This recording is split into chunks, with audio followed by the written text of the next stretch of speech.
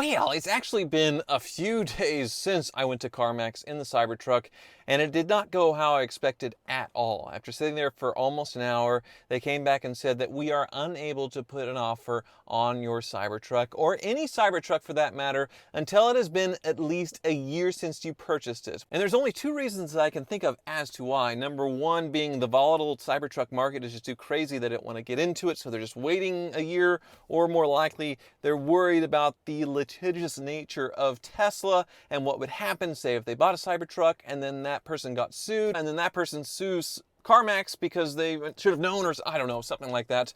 So it didn't work out at CarMax at all. And it also didn't work out at the dealership that I was going to buy one of these from. This is a Cadillac Lyriq. It's Cadillac's all-new electric SUV. And the one of two ways I was talking about on buying an electric car, one of them was going to be buying used, which is what this is. The other one was leasing with the $7,500 tax credit.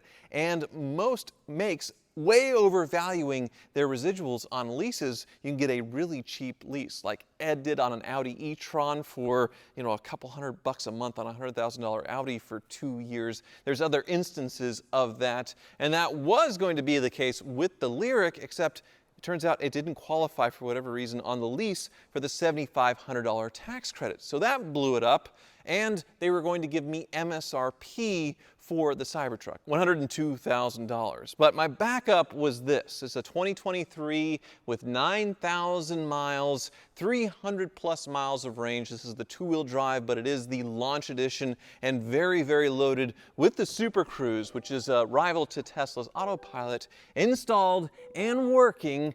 And this dealer was willing to give me $111,000 on the Cybertruck. So I get not only what I paid for it, but also all of my sales tax back, to where I'm not losing very much money. I think I'm even making a couple $1,000s. And they were willing to sell this to me for $42,000, which knew this was close to $70,000. So 1 year old, 8,000 miles, that massive depreciation I was talking about, and you have $25,000 off, a third, not quite half off. And with that higher trade value, really it's like $35,000 is what I paid for this thing when you consider over MSRP. And since I traded in, I didn't have to pay any sales tax at all. So it really was a no-brainer.